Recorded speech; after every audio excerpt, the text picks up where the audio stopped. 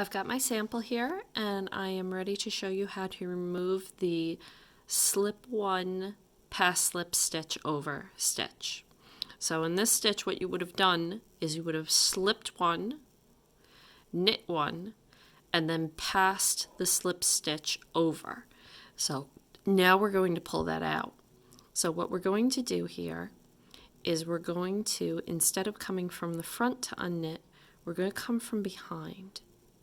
And we're going to bring our needle and gently bring it behind. There's one stitch and there's the second stitch. So come under these, pull your right hand needle out like that, okay?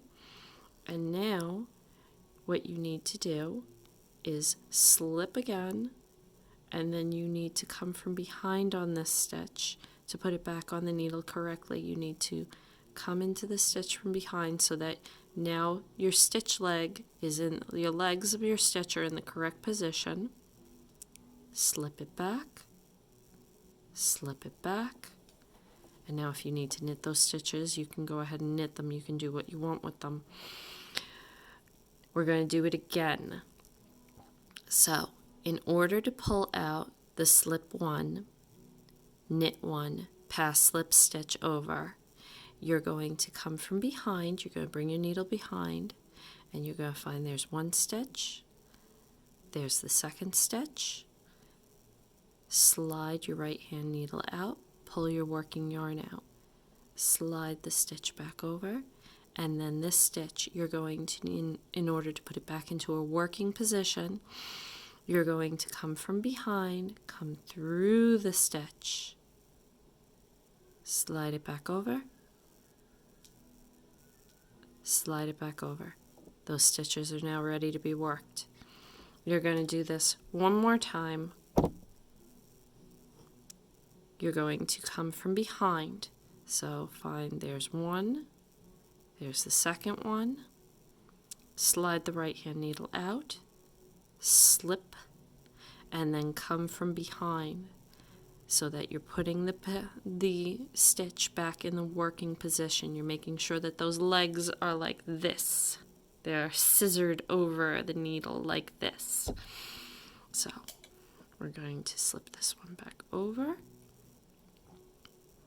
And this is what it looks like when it's complete. You can see how it kind of lassos over because you slipped that stitch over the knit stitch. It lassos over it. And if you look at it from behind, you should have